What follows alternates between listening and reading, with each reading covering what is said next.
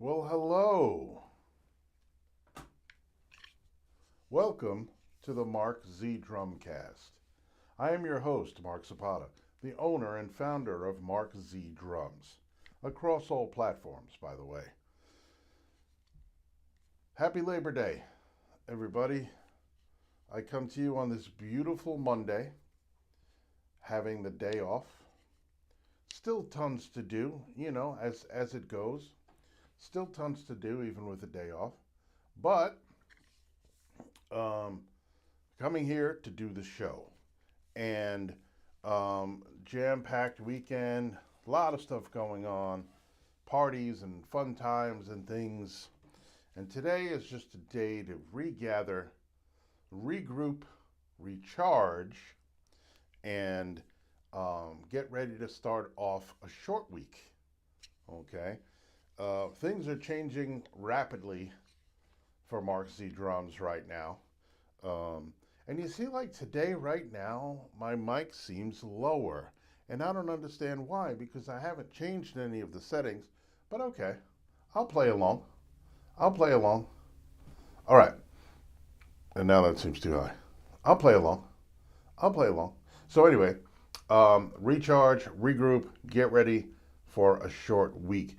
Things are changing pretty rapidly around here. As everybody knows, it's back to school time, and so that creates a monumental shift in the Mark Z Drums schedule. I'm taking on another new student band.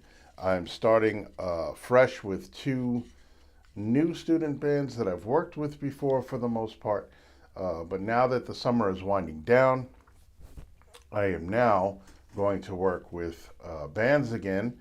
And not only are a lot of my regular students back from their summer vacations and adventures, but a whole crop of new students have been flowing through the doors to come and hang out with me at Mark Z Drums. And I don't know if I'm going to get this mic situation worked out, but we're going to try. I think you guys can hear me okay.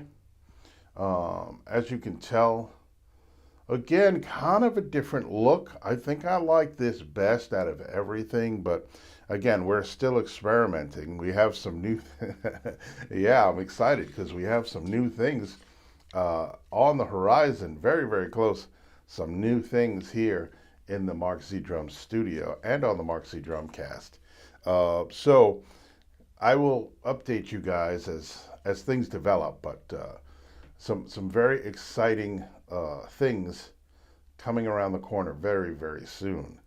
Um, and that's what it's all about here at the Mark Z Drumcast. It's all about evolving, changing, getting better, and just offering up the best content I can based on my experience. I don't know if you know this, anybody new to the show, I've been playing drums since I'm 7 years old, and I've had Mark Z Drums, my teaching business, for about 12 years now, and it's been pretty incredible. So, what I wanted to talk about today, actually, by the end of the show, right? So I want you to stick around, and I want you to watch. It's by the end of the show. If you're not familiar, you're going to have a brand new feel to play with, a brand new figure to play with, and something new to experiment with, right? I'm here to expand the minds of those that want to listen. Anybody that wants to benefit from my experience and my knowledge, I'm here for you. And so what I like to do, what I really love to do with my students, I mean, besides the technical stuff, because I talked on the last show, at the end of the show, I just kind of touched on thinking versus feeling. And we gather knowledge from thinking, right? We read books, we read exercises, we read music, we listen to our instructors and our teachers. And we intake that information. So that's the thinking part. okay, I have to do this way, I have to do that way, let me count, right? That's all the thinking part. And the feel part is everything else that happens in here when the music starts to play, right? It doesn't happen, to me, the feeling does not happen up here. This is where the thinking happens. This is where the feeling happens. And when you're listening to music and it's making you feel whatever it is, right? Angry, sad, happy, excited, whatever it is, right? Many, many things that music can make us feel. So when you're feeling that stuff, it's in here. And when it pertains to drumming, when we talk about feel in drumming, it more refers to the way we play something. And it's kind of hard to explain. Obviously, the thinking is easier to explain, but the feeling is much harder to explain. And it really comes down to, if you are listening to a song and you are counting along with it to try to figure out how the beat goes, that's thinking. If you're listening to a song and you look down and your foot is tapping, or you're tapping your hand on the table or the dashboard or the steering wheel or whatever it is, when you're listening to music, that's feeling. That music is making your body respond, and you're not always even aware of it. Sometimes you're tapping your foot, you don't even think about it. Or you're bopping your head, right? You're moving in some way to the music, and then maybe you catch yourself, or somebody sees you and you realize that you are responding, reacting to the music. That's the feel part. And as drummers, that part is super important. Because like I said, we gain our knowledge in things and we understand ideas and concepts through our thinking part. But then when we sit down and we try to play a drum part, it's really all about the feel. When we try to learn how to play along to a song, it's about the feel. When we're playing in a band, it's about the feel. So there's a lot, there's a lot on both sides of that fence, that feeling side, that thinking side. But really, when you're in it and you're playing drums and you close your eyes and you're not really even thinking about what you're doing, you're just hearing the music and your body is responding, that is the feel. And then we could talk about what the term referred to specifically for drummers. Oh, he's got a great feel. And again, that just refers to how your body responds to the music and how you connect with the music and how you allow that music to connect with you and what results out of your playing. So the feel that I'm going to talk about today is this. Okay, let me turn off my mic and let me put on the drums and let me see if you know what I'm talking about. So I have to warn my co-host, Louis, I'm going to play some drums. So it is your prerogative to leave. And there he goes, right? And there he goes. So he loves to lay right next to me when I'm talking, but not so much when I'm playing. So here we go. This is what we're going to be talking about today.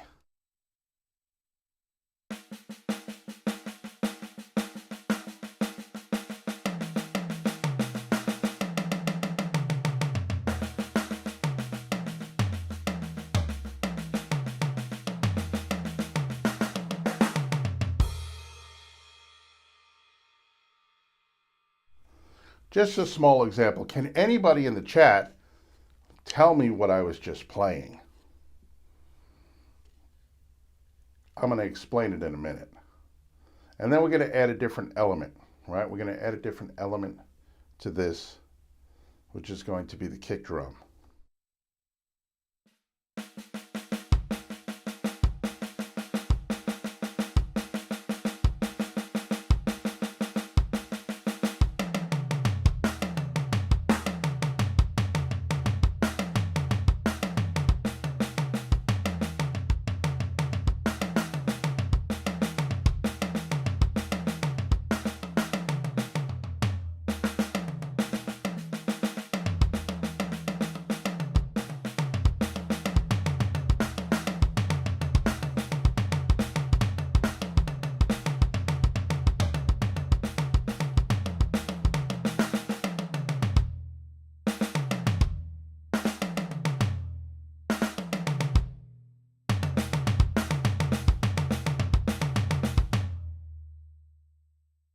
Okay, anybody in the chat? What was that? What were those? Okay, those were triplets, right? So we have straight 16th notes, groups of 4 per beat. Okay, if you're familiar with reading, if you're familiar with notes, we have within each beat, we can have 4 16th notes, right? And that sounds like this. 1 E and a 2 E and a 3 E and a 4 E and a. Or if we use bigger notes within each beat, we can fit 2 eighth notes like this. 1 and 2 and 3 and 4 and 1 and 2 and 3 and 4 and, okay? So we have different size notes. The smaller notes we play faster.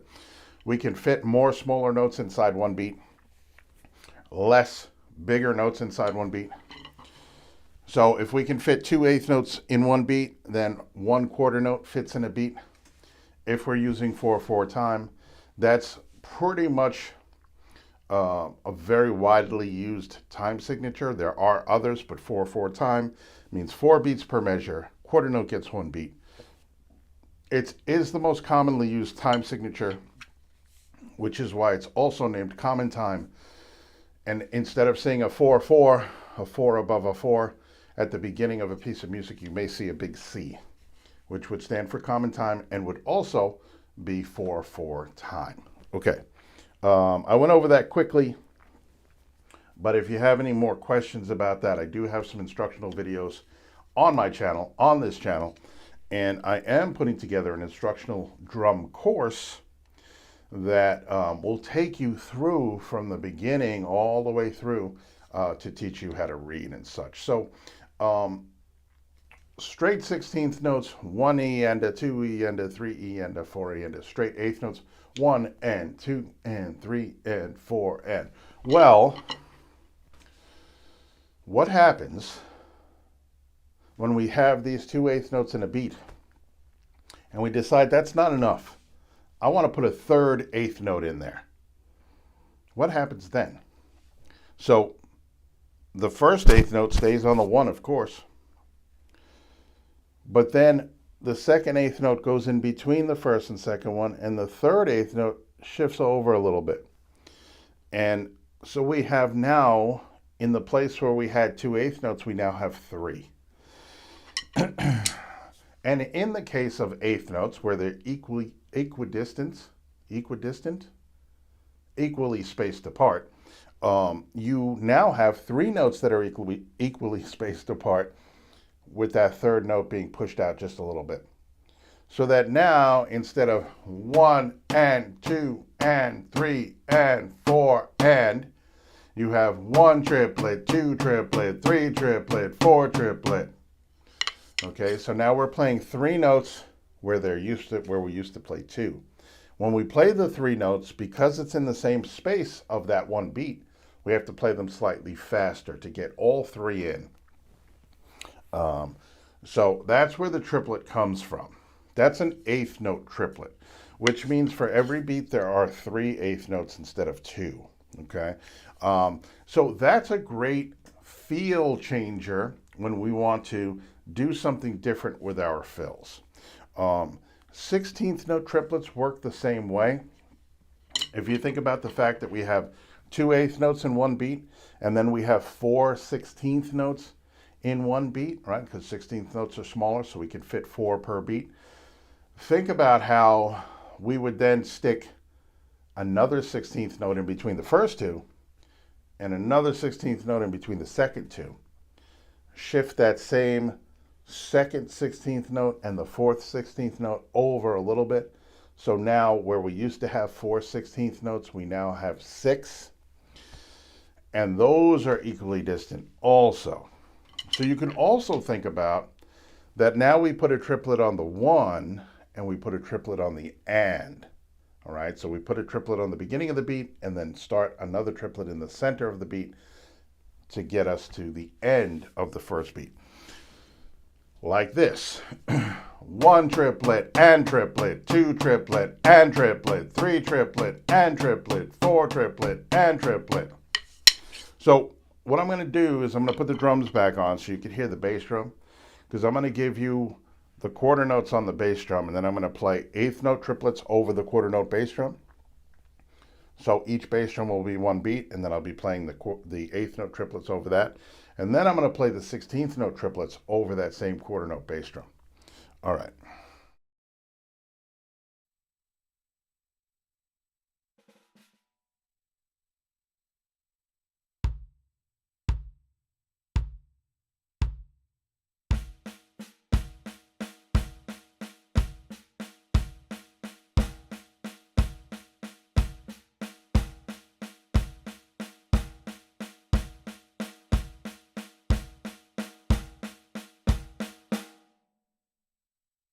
Okay, so there you have eighth note triplets being played over a quarter note bass drum. I'm now going to play 16th note triplets over that same quarter note bass drum. And they're going to be twice as fast. So here we go.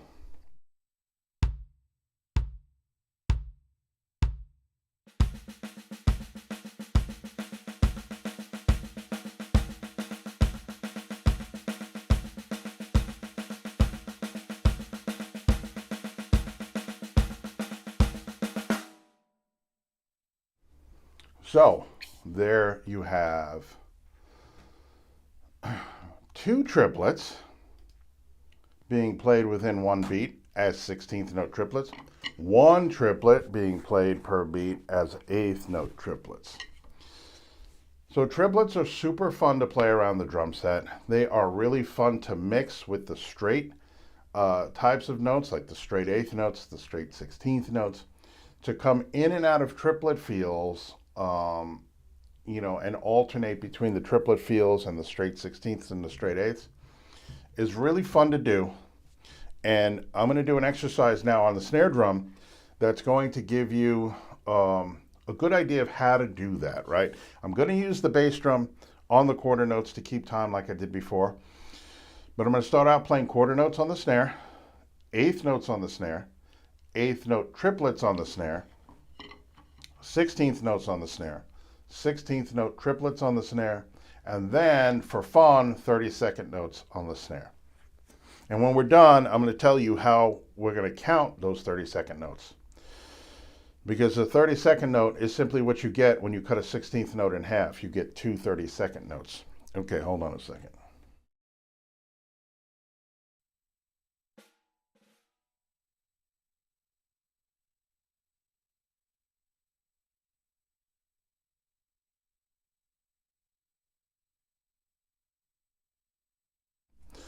I'm going to just count it. No drums this time. I'm going to count it so that you can hear the count. Okay, here we go. Now I'm going to start off slow with the bass drum, because by the time I get to the end of this exercise, I'm going to be playing 32nd notes, which are faster. So you want to start out kind of slow. Don't start out like gangbusters, because then you got to play really fast at the end. Here we go. 1, 2, 3, 4. 1, 2, 3, 4. 1 and 2 and 3 and 4 and 1 triplet, 2 triplet, 3 triplet, 4 triplet, and a 2E and a 3E and a 4E.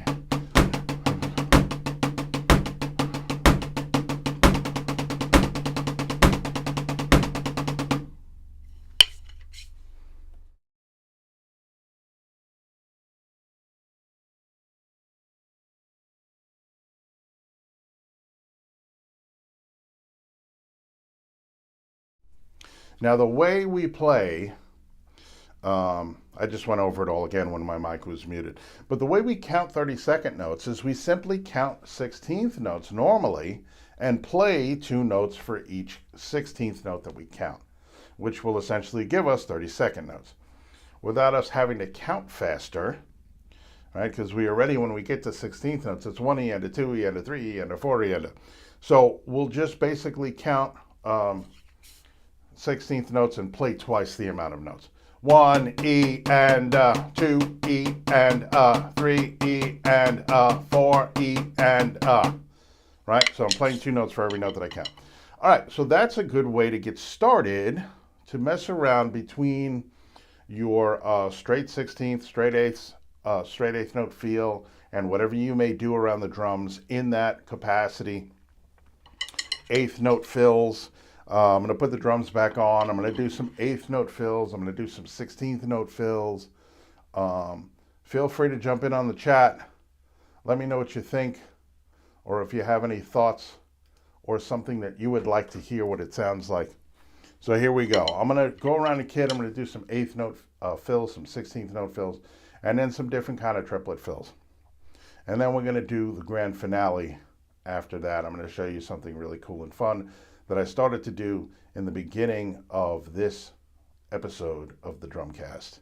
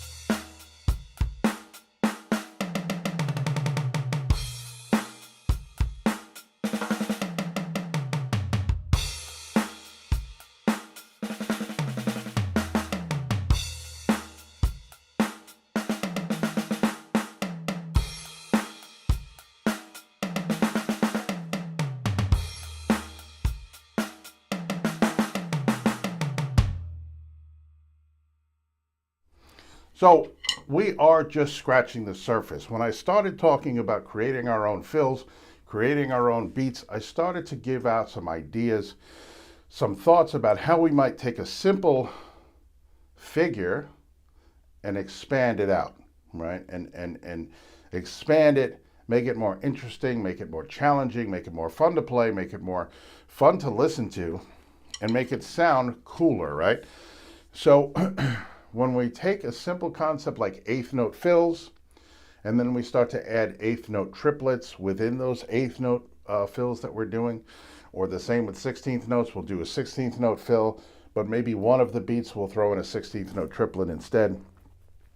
These are the things I want you to start thinking about when you're trying to create fills. The possibilities are nearly endless if you think about all the things that we can, all the building blocks we could start with, and then how each one of those building blocks can be expanded.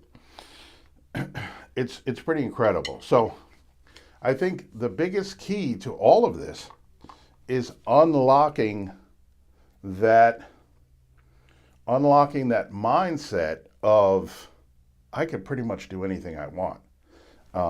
And if we have the imagination and we allow ourselves to believe that we can do anything we want on the drums, then we can start to take those extra steps, take those extra chances, and say, wow, I wonder what this would sound like. I wonder what that would sound like, okay? So I know I'm throwing a lot out at you, but if you could come back, you could watch this video over and over again, take parts of it, and choose different parts to work on. In the case of the regular fills with straight 16th notes around the drum set, straight 8th notes around the drum set, okay. And then to start to interject triplets here and there in different parts of your fill. Shorter fills, longer fills, whatever the case may be, using different drums for those fills. And now I have a sheet which I found very interesting in a really cool book by Joel Rothman. He's a very prolific drum book writer, and I get emails from him often. He sent me a box of books one time, and I'm still going through it. It's really, really great stuff. I believe it's called the Mini Monster book, and it deals with a lot of different drum beats and fills, which again is another thing. Books are a great tool. I have some students that love books. I have other students that don't. You have to kind of figure it out whether or not books are for you. Books provide a really great structure to work through, a starting point and an ending point, some really great instruction within the book.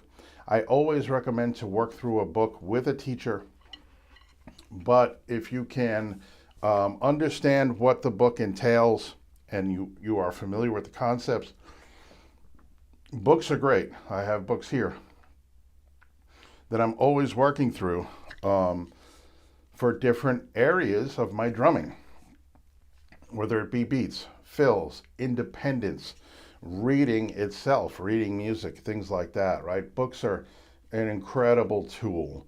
So some of the great books: Stick Control, Syncopation, for reading and for hands and for exercises, rudiments, things like that. The Mini Monster Rock book is a great book. Rock and Bass Drum, another great book. A Funky Primer. All of these books are really great to get you down the road of creating different beats and fills from the ideas you pull out of the book. But anyway, so this one particular exercise caught my eye because it was using triplets around the drums and then inserting your bass drum as part of the triplet in place of your hands. So the first one is a 16th note triplet, no, 8th note triplet, and it's on the 3 and 4 of a beat. So in other words, you would want to play 1 and 2 and then 3 triplet, 4 triplet. And on the end of the 4 triplet, on the let of 4, you're going to add the bass drum in place of one of your hands. So you can go 1 and 2, 3 triplet, 4 triplet. Okay, and that's where we would start. We would pop that bass drum in there at the end. 1 and 2 and 3 triplet, 4 triplet. Start out slow. It doesn't sound like much now, but you can start to increase your speed, which will make it sound better. You can start to use different drums, which will also make it sound better. Okay, so let me fix this and let me do that exercise again because I realized I had my mic on, and then I'll talk a little bit more about it. So here we go.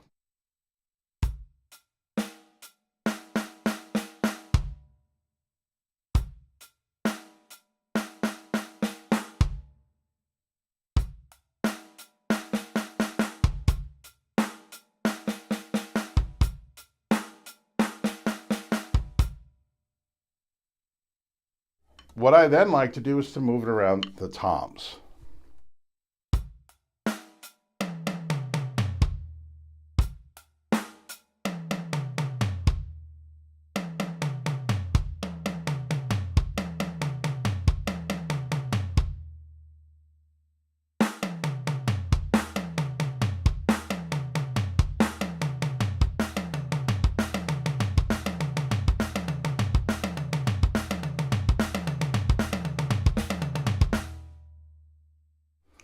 Like that.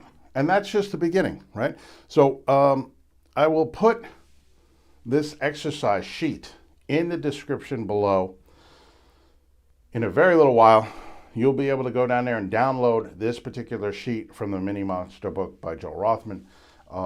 Shout out to him. And it then goes and moves the bass drum around to different parts of each triplet. And it gets really, really super interesting. So when we're doing things like this, remember, start out slow, work through it at your own pace, the way you feel most comfortable, so that you can have a good time working on it. Doesn't have to be fast right away. You know, speed is not our goal. Speed is never our goal. Our goal is to play it properly, to play it on time, make it sound good, and to do it right. That's the first goal. The speed will come. I always tell my students, the more comfortable you get with any new thing that you're learning, the faster you will start to play it just naturally, because you'll be able to do it faster. You'll start to play it faster. At a certain point, we can then, once you've got it really down and you're really solid with it, we can then focus on the speed and concentrate on getting faster with it. But in the beginning, we just want to concentrate on playing it properly, playing it evenly, playing it right. And then the speed will take up and it'll become more fun.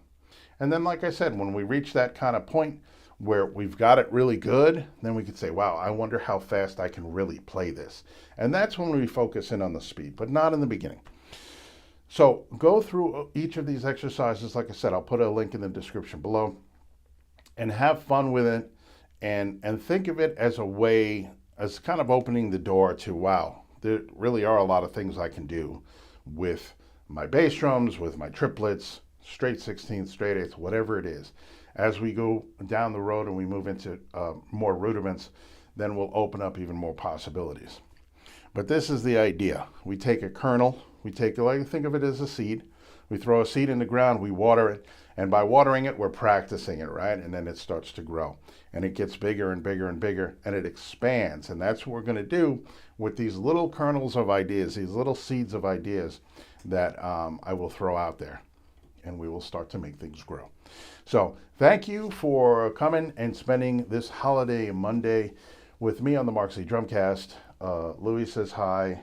He's out and about somewhere. But thank you. If you liked the video, please hit the like button. Subscribe if you're not subscribed. I'm across all platforms, MarkZ Drums, working on an instructional drum course, which maybe you'd like to sign up for. I have a Patreon going on. Everything is in the works, a new website. And there he is. Oh, you can see him in the reflection of my bass drum. Look at that. Look at that tail, and there he goes. All right, we're almost done, Lou. We can go hang out. So anyway, thank you. And please, any comments, questions, feedback, feel free to leave them. Always great to hear from somebody who maybe enjoys the show. Come down and hang out. And I will see you on Wednesday.